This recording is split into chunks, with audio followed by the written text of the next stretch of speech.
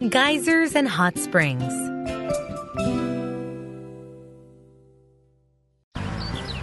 Mark's father parked his car. There's a crowd forming around Old Faithful, he said. The geyser is probably about to blow. Come on, Mark. If we hurry, we might get to see the eruption. Mark had never seen a geyser erupt, so he and his father had come to Yellowstone National Park for the day. The park was famous for its geysers and hot springs, especially the geyser known as Old Faithful. Mark's dad had told him that geysers are one of the most amazing things found in nature. A crack in the ground is filled with hot water, with bubbles and steam rising to the surface. Then, often with little warning, it erupts. A giant burst of steam and water shoots high into the air. Mark and his father made it to the geyser just in time. Old Faithful is about to blow, a park ranger shouted. Mark felt a vibration coming from deep beneath the earth. There was a strange gurgling sound, and then, from a hole in the ground, steam and water shot up over 40 meters into the air. Whoa! Mark cried. Soon the water flowed back down into the hole. To Mark, it sounded just like water gurgling down the drain of a sink. Mark had a question for the ranger. Why is this geyser named Old Faithful? He asked. Most geysers are unpredictable, the ranger explained. But Old Faithful's eruptions follow a predictable pattern. If it erupts for 2 minutes, then it erupts again in 60 minutes. If it erupts for 5 minutes, it erupts again in 100 minutes. I get it, said Mark. Old Faithful always does the same thing. Exactly. The ranger grinned at Mark. Soon, Mark and his father followed the park ranger to an exhibit.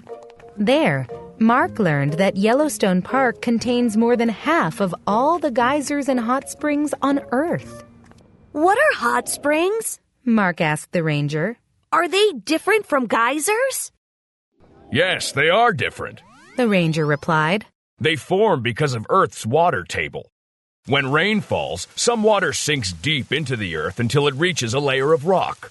The water sits on top of the rock and forms what's called the water table, a layer of water.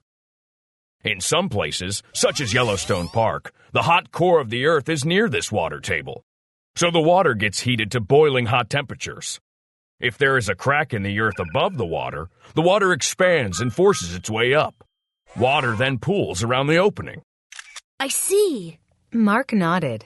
Hot springs don't erupt, but then what makes geysers erupt?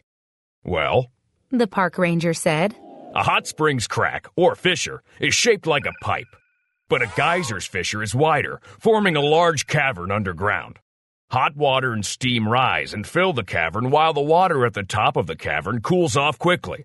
This cool water acts like a heavy lid on a pot of boiling water. Hot pressure builds up in the cavern. Suddenly, all the pressure is released at once, shooting water and steam into the air. Mark and his father stayed a while longer exploring the exhibit. They found out that Iceland, a small country in Europe, also has a large number of geysers and hot springs. The people living there can even use the energy from geysers and hot springs to heat their homes and generate electricity. Look, Dad! Mark pointed to a picture of a giant mud bath. Sometimes the hot spring mixes with soil to form mud baths like this one. I bet it feels good to lay in that. Many people find these mud baths soothing, replied Mark's dad. Japan is famous for its relaxing hot springs. Some people even believe that mud baths and hot springs can cure diseases, or at least take away some aches and pains. The ranger heard them talking. In Yellowstone Park, the hot springs water is usually too hot to touch, he said. So, unfortunately, people can't bathe in the hot springs here. But there is something special about our hot springs. Some forms of bacteria and algae live in them. These life forms are different colors and give the hot springs an unusual and beautiful appearance. Later, Mark and his father thanked the park ranger and headed back toward their car. It was time to go home. Dad, I wish we could go to one of those hot springs where you can swim and relax, Mark said. That sounds like fun. I've heard there are hot springs like that in Canada, replied Mark's father. You can sit in a hot spring high in the mountains. Would you like to go there on our next vacation? He asked. Yes, Mark said, grinning. that sounds cool. Hot.